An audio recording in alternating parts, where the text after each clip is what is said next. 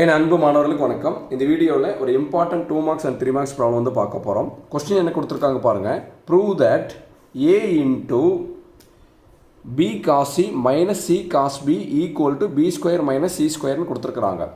இப்போ ப்ரூவ் தட்னாலே நம்ம LHS RHSல ஏதாவது ஒரு சைடு எடுத்துகிட்டு இன்னொரு சைடு வந்து நம்ம வந்து ப்ரூவ் பண்ணி காமிக்கணும். கரெக்டுங்களா? இப்போது ஃபஸ்ட்டு நம்ம LHS எடுத்துக்கலாம். இந்த பாருங்கள், லெஃப்ட் ஹேண்ட் சைடில் இந்த LHSல ஈக்குவல் டு LHS என்ன கொடுத்துருக்காங்க, a into b cos c minus c into cos bன்னு கொடுத்துருக்காங்க. இது LHS. இப்போ பாருங்கள், இந்த ப்ராப்ளத்தை எப்படி கேட்கலான்னு சொல்லி பாருங்கள். இன்னொரு விதமாகவும் கேட்கலாம். இந்த a வந்து உள்ளே ஃபஸ்ட்டு மல்டிப்ளை பண்ணிக்கோங்க. மல்டிப்ளை பண்ணும்போது நம்மளுக்கு என்ன வரும், ab cos c மைனஸ் இந்த a உள்ளே மல்டிப்ளை பண்ணும்போது நம்மளுக்கு என்ன வரும், ac cos bன்னு வரும். கரெக்டுங்களா? a இன்ட்டு b ab, இந்த cos c அப்படி எழுதுகிறோம். இங்கே மைனஸ் இருக்குது, மைனஸ் அப்படி எழுதிட்டு a இன்ட்டு c ac, இந்த cos b வந்து அப்படி எழுதுகிறோம். சமி புரியுதுங்களா? இதே கொஸ்டினை prove that ab cos c minus ac cos b equal to b square minus c square இப்படியும் நமக்கு கேட்கலாம். சொல்கிறது புரியுதுங்களா? இப்போ எழுதிட்டு சமி என்ன ஃபார்முலா யூஸ் பண்ணணும்னு நீங்கள் தெரிஞ்சுட்டு அந்த ஃபார்முலாவை கரெக்டாக எழுதி நீங்கள் சிம்பிளிஃபை பண்ணிங்கன்னா ஆன்சர் வந்துடும். பார்க்குறதுக்கு தான் கொஸ்டின் ரொம்ப பெருசாக இருக்குது, ஒன்றுமே கிடையாதுங்க. இங்கே பாருங்கள், இந்த cos c இருக்குங்களா, அடுத்து இந்த cos b. இந்த இடத்துல cos bக்கு பதிலாக அதனுடைய என்ன வருமோ cos b ஃபார்முலா கொடுங்க. இங்கே cos c ஃபார்முலா கொடுத்துட்டிங்கன்னா சிம்பிளிஃபை பண்ண ஆன்சர் வந்துடும். இந்த cos b cos cயில் நம்ம எதில் படிச்சிருக்கோம், கொசைன் ஃபார்முலா தான் படிச்சிருக்கோம். கரெக்டுங்களா? இப்போ அந்த cos b ஃபார்முலா எப்படி ஞாபகிக்கலாம்னு சொல்லி பார்க்கலாங்களா? மனப்பாடம் பண்ணக்கூடாது. இங்கே பாருங்கள், கொசைன் ஃபார்முலா யூஸ் பண்ணி தான் நம்ம வந்து இதை வந்து சால்வ் பண்ண போகிறோம். cos b, இந்த cos b ஃபார்முலாவை மனப்பாடம் பண்ணாமல் எப்படி எழுதலாம்னு சொல்லி பார்க்கலாம். இப்போ ஒரு ஏபிசின்னு ஃபஸ்ட் எழுதிக்கிங்க. இங்கே பின்னு வருது பார்த்தீங்களா, பிங்கிறனால இந்த பியை ரவுண்ட் பண்ணிக்கணும். இங்கே cos b, அப்போ பியில் தான் வருதுங்க, அப்போ பியை ரவுண்ட் பண்ணிக்கணும். இப்போ பிக்கு அப்புறம் என்ன இருக்குதுன்னு பாருங்கள். ஃபஸ்ட்டு டிவைட் பை சிம்பிள் கொடுத்துருங்க. பிக்கு அப்புறம் என்ன இருக்குது, சி இருக்குது, அடுத்து என்ன இருக்குது, ஏ இருக்குது. அந்த CAவை கீழே எழுதிடுங்க மல்டிப்ளிகேஷனில்.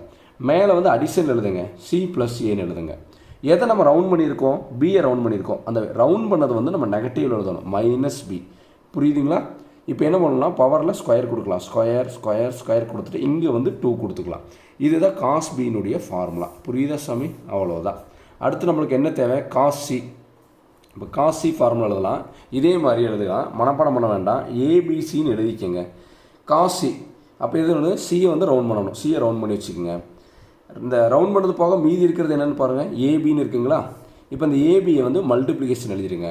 மேலே அடிஷன் எழுதுங்க, a + bன்ட்டு. நம்ம எதை ரவுண்ட் பண்ணியிருக்கோம், சியை ரவுண்ட் பண்ணியிருக்கோம், அதை நெகட்டிவில் எழுதுங்க, மைனஸ் c.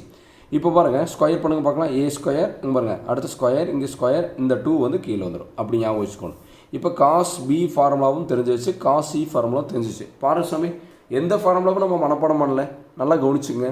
இப்போது இந்த cos bக்கு பதிலாகும், இந்த cos cக்கு பதிலாக அந்த இது கொடுக்கலாம். cos bக்கு பதிலாக கொடுத்துட்டு சிம்பிளிஃபை பண்ணிடலாம். இப்போ பாருங்கள், ab இங்கே என்ன இருக்குது, cos cன்னு இருக்குங்களா. cos cக்கு பதிலாக என்ன கொடுக்கலான்னு பாருங்கள், a square plus b square. இந்த ஃபார்முலா சாமி, a square plus b square minus c square divided by என்ன வரும், 2abன்னு வரும். இங்கே நடுவில் என்ன இருக்குது, மைனஸ்க்கு மைனஸ். அடுத்து என்ன இருக்குது, ac. அப்படி எழுதிடுங்க. அடுத்து cos b, cos bக்கு பதிலாக என்ன இருக்குது பாருங்கள், c square plus a square minus b square divided by 2CAன்னு இருக்குங்களா. எழுதிட்டு இப்போ பாருங்கள், இந்த ஏபி கேன்சல் பண்ணிடலாம், இந்த AC கேன்சல் பண்ணிடலாம். கரெக்டுங்களா? இப்போ மீதி இருக்கிறது என்ன, இங்கே 2 இருக்குது, இங்கே 2 இருக்குது. டினாமினேட்டரில் 2 இருக்குங்களா. அப்போ ஒரு தடவை நம்ம வந்து 2 எழுதிக்கலாம். எழுதிட்டு இங்கே பாருங்கள், நியூமரேட்டரில் என்ன இருக்குது பாருங்கள், a square plus b square minus c square. கரெக்டுங்களா?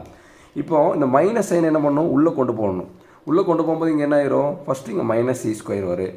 அடுத்து அதே மாதிரி இந்த மைனஸ் சைன் எல்லா இடத்துக்கும் கொண்டு போகணும். இப்போ இங்கே என்ன வரும், மைனஸ் a ஸ்கொயர்னு வரும். ஆப்போசிட் சைனில் மாறும். ப்ளஸ் இருந்தால் மைனஸாக மாறும், மைனஸ் இருந்தால் என்ன வரும், ப்ளஸ்ஸாக மாறும். இப்போ மைனஸ் இன்ட்டு மைனஸ் என்ன ஆகிடும், ப்ளஸ்ஸாக மாறிடும். அப்போ ப்ளஸ் b ஸ்கொயர். சமி புரியுதுங்களா? இந்த ப்ளஸ் c ஸ்கொயர் வெளியே வரும்போது மைனஸ் c ஸ்கொயராக வரும். ப்ளஸ் a ஸ்கொயர் வெளியே வரும்போது மைனஸ் a ஸ்கொயர். இந்த மைனஸ் b ஸ்கொயர் வெளியே வரும்போது ப்ளஸ் b ஸ்கொயராக வரும். இப்போ ஏதாவது கேன்சல் ஆகுதான்னு ஃபஸ்ட்டு பாருங்கள். இங்கே a ஸ்கொயர் இருக்குது, வேறு எங்கே மைனஸ் a ஸ்கொயர் இருந்தால் கேன்சல் பண்ணிடலாம். இங்கே ப்ளஸ் a ஸ்கொயர் இருக்குது, இங்கே பாருங்கள் மைனஸ் a ஸ்கொயர் கேன்சல் பண்ணியாச்சு. அடுத்து பாருங்கள், இங்கே ப்ளஸ் b ஸ்கொயர் இருக்குது, இங்கேயும் பாருங்கள் ப்ளஸ் b ஸ்கொயர் இருக்குது, கேன்சல் பண்ண முடியாது. இங்கே மைனஸ் c ஸ்கொயர் இருக்குது, இங்கே மைனஸ் c ஸ்கொயர் இருக்குது, கேன்சல் பண்ண முடியாது. சரி, இப்போ வந்து மீதி இருக்கிறதெல்லாம் ஆட் பண்ணிக்கலாம்.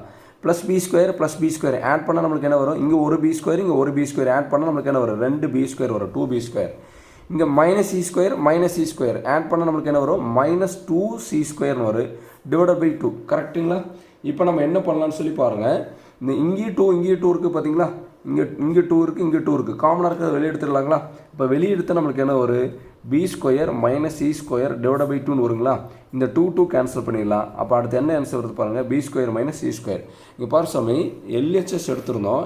LHS எடுத்து எதை ப்ரூவ் பண்ணிட்டோம் பாருங்கள், RHSன்னு சொல்லி ப்ரூவ் பண்ணிட்டோம். புரியுதுங்களா. பொறுமையாக பாருங்கள், ரொம்ப ஈஸியான மெத்தடில் தான் சால்வ் பண்ணியிருக்கோம். கண்டிப்பாக உங்களுக்கு புரியும். இந்த வீடியோ உங்களுக்கு பிடிச்சிருந்ததுன்னா மறக்காமல் லைக் பண்ணுங்கள், மற்ற நண்பர்களுக்கும் ஷேர் பண்ணி விடுங்க. நம்மளால் முடிஞ்ச உதவியை நம்ம மற்றவங்களுக்கு செய்யலாம். Thank you students.